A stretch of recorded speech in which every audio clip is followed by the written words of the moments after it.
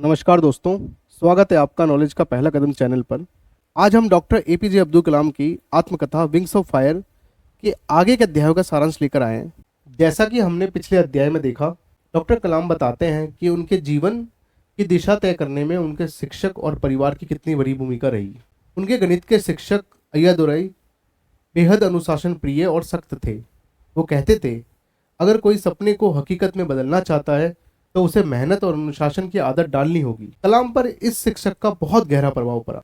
इसके अलावा उनके विज्ञान के शिक्षक शिवा सुब्रमण्यम अय्यादुरई ने उन्हें विज्ञान के प्रति बहुत प्रेरित किया।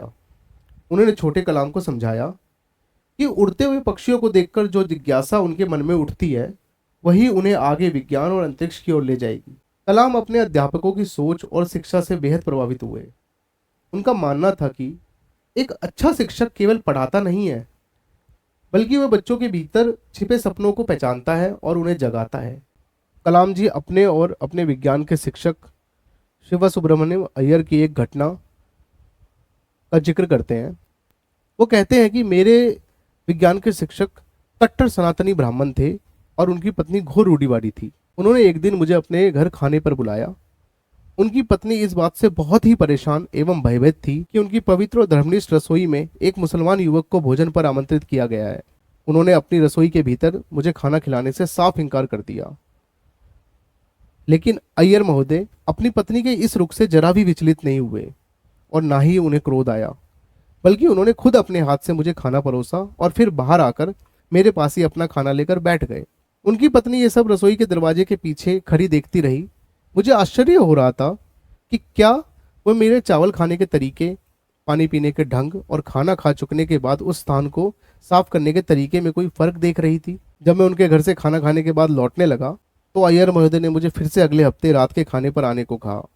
मेरी हिचकिचाहट को देखते हुए वे बोले, कलाम, इसमें परेशान होने की जरूरत नहीं है। एक बार जब तुम व्यवस्था बदल डालने को फैसला कर लेते हो तो ऐसी समस्याएं सामने आती ही है। अगले हफ्ते जब मैं उनके घर रात्रि भोज पर गया तो उनकी पत्नी ही मुझे रसोई में ले गई और खुद अपने हाथों से मुझे खाना परोसा। बचपन से ही कलाम जी को गणित और भौतिक विज्ञान में गहरी रुचि थी। रामेश्वरम के स्कूल से पढ़ाई पूरी करने के बाद उन्होंने आगे की शिक्षा के लिए Swarts high school Ramanathapuram join किया। यह उनके लिए एक बड़ा बदलाव था, क्योंकि अब वो अपने छोटे से गांव से निकलकर बड़े शहर में पढ़ाई कर रहे थे। नए माहौल में शुरुआत आसान नहीं थी, लेकिन उनकी जिज्ञासा और मेहनत ने जल्द ही उन्हें सबसे अलग बना दिया। युवावस्था में कलाम पर दो चीजों का गहरा असर पड़ा। पहला, अनुशासन और ईमानदारी। दूसरा, ज्ञान की प्यास। रामेश्वरम और रामनाथपुरम में शुरुआती शिक्षा पूरी करने के बाद अब्दुल कलाम ने आगे पढ़ाई करने के लिए सेंट जोसेफ कॉलेज तिरुचिरापल्ली में दाखिला लिया। यहाँ उन्होंने भौतिकी फिजिक्स में ग्रेजुएशन किया। कॉलेज का माहौल उनके लिए बिल्कुल नया था। बड़ी लाइब्रेरी, नए दोस्त और अलग तरह के अध्यापक। यहाँ उन्होंने अनुशासन और मेहनत की आदत को और मजबूत किया। लेकिन ग्रेजुएशन के दौरान उन्हें यह महसूस हुआ कि उनकी असली रुचि फिजिक्स में नहीं, बल्कि इंजीनियरिंग और एरोनॉटिक्स में है। वे हमेशा आसमान और उड़ते हुए पंछियों को देखकर यही सोचते थे कि एक दिन इंसान भी पंखों की तरह उड़ सके। कॉलेज के बाद उन्होंने Madras institute of technology MIT में दाखिला लेने का फैसला किया। यह कदम उनके लिए जीवन का टर्निंग पॉइंट था, क्योंकि यहीं से उनकी यात्रा भारत के महान वैज्ञानिक बनने की ओर बढ़ी। MIT में एडमिशन लेना आसान नहीं था, फीस बहुत ज्यादा थी, लेकिन उनके परिवार ने बड़ी मेहनत करके पैसे जुटाए और कलाम का सपना पूरा किया। कलाम को अपने परिवार के इस त्याग ने और भी जिम्मेदार बना दिया। उन्होंने तय कर लिया कि वो कड़ी मेहनत करेंगे और कभी अपने परिवार को निराश नहीं करेंगे।